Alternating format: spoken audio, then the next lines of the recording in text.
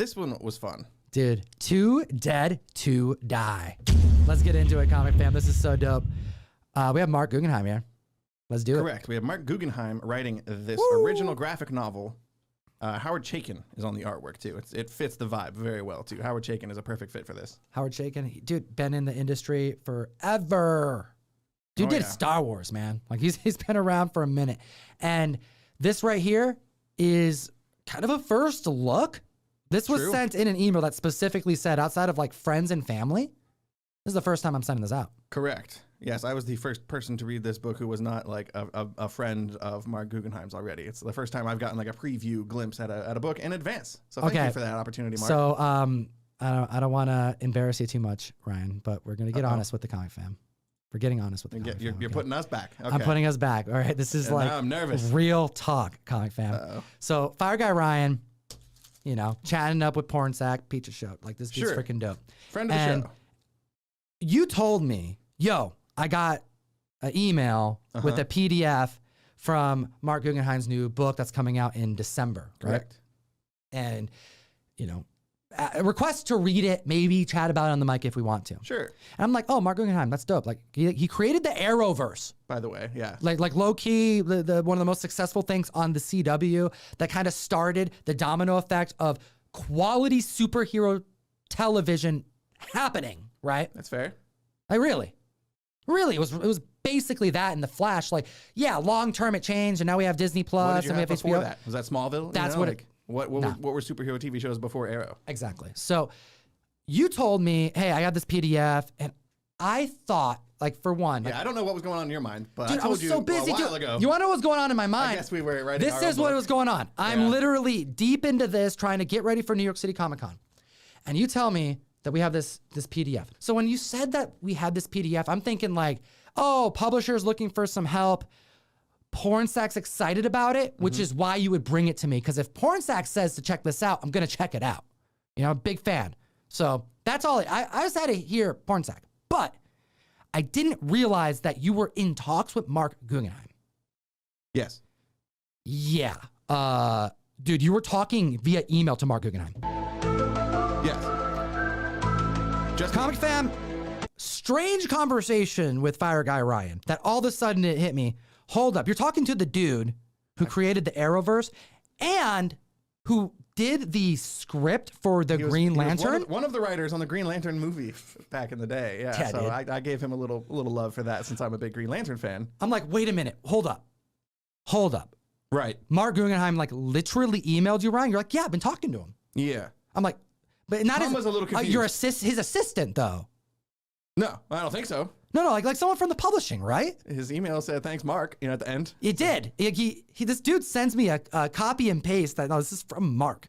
It's like, holy crap. Marc is like sharing his graphic novel with us. So, okay, aside from us, like, I would have read this regardless and talked about it on the mic. Ryan is talking to Marc Guggenheim. So, anyways, I thought... Tom's a little excited. I don't know.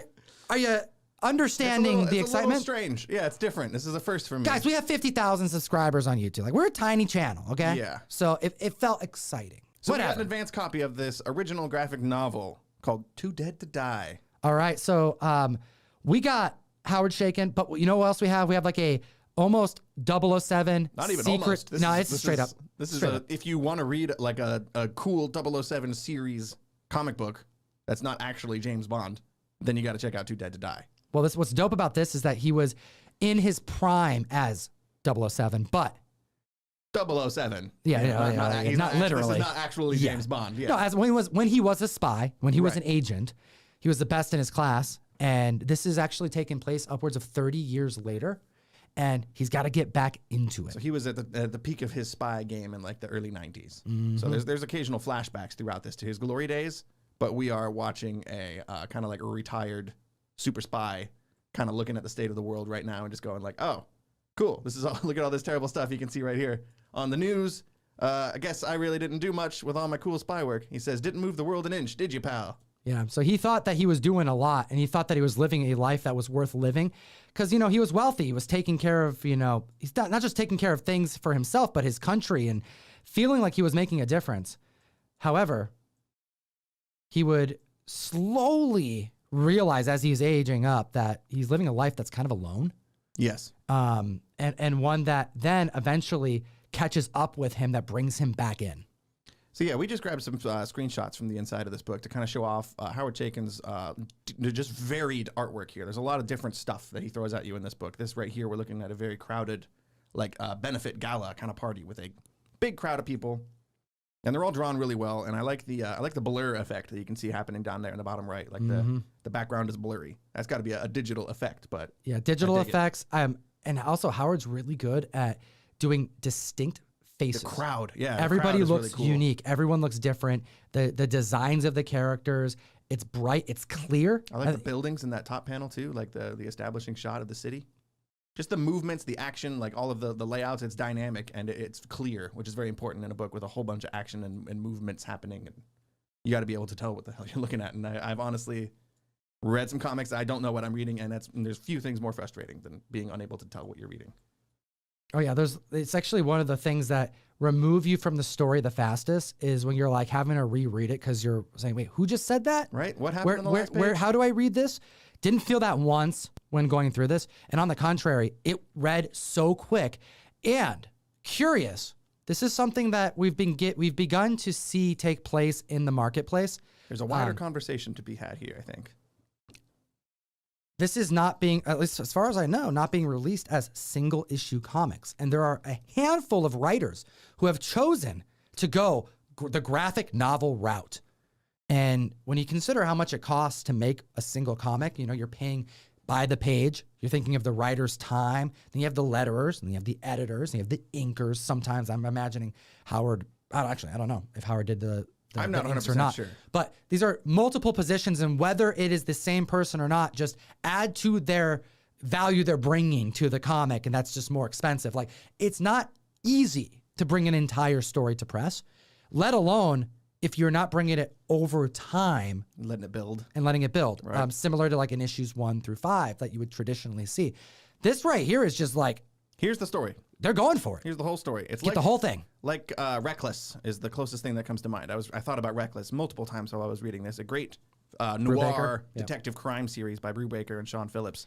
And that creative team at this point, for watching the show right now, you should know those creators. And when they release something, it should just be automatically added to your list. It is my personal pick, by the way, for like favorite creative team of all time. Like Ed Brubaker, Sean Phillips. Yeah, I mean, they're masters. They're masters of creating comics, and they don't release single issues. Not they anymore. make the whole graphic novel. Order the damn thing. They've been doing Reckless for like 2 years or so, and like I think 2, maybe 3 times a year, they just put out one of these like $20 hardcovers, and you just get the whole story. It's like. It reminds me also like the Netflix model of releasing a whole season of a show all at once and going like, have at it, just devour this at your own speed versus here's an episode every single week on our schedule. Man, it's a baller move. Right? You have to be very confident in your story to just go that direction. And I respect it because seldomly do those disappoint. Because it's so expensive to produce. Like, it's going to be tough to even get your publishing company to do it if you're going through like an Image or something like that. Like, it has to be to a certain standard that's like, oh yeah, your audience is going to consume this. They're going to buy this.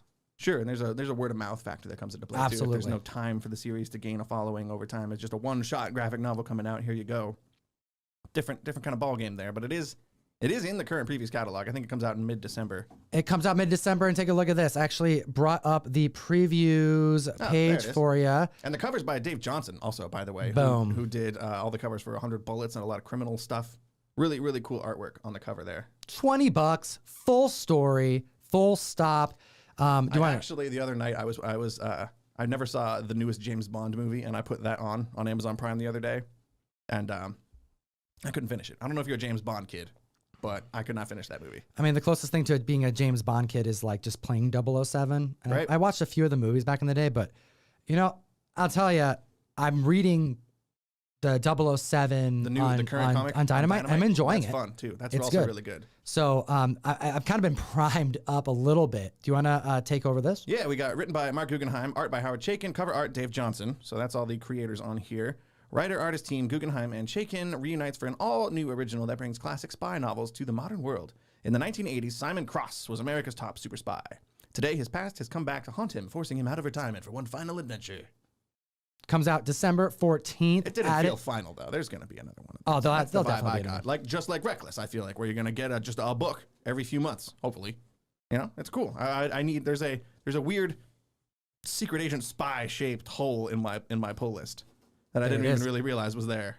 I'm digging it, comic fam. Let me know your thoughts about spy comic books, but also like, what do you think about the Graphic alternative route? Right. You know, graphic novel versus ongoing monthly series. You know, I love me some comic books. I love me some floppies. I prefer to read my stories as a graphic novel. And there's so many different ways now to put a book out, like Kickstarter, you know, and Substack or Comixology Originals, or just going straight to graphic novels like this, or doing, you know, the traditional monthly floppy issue every single month. So it's like, it's cool to see all the different ways you can get a comic book out into the world.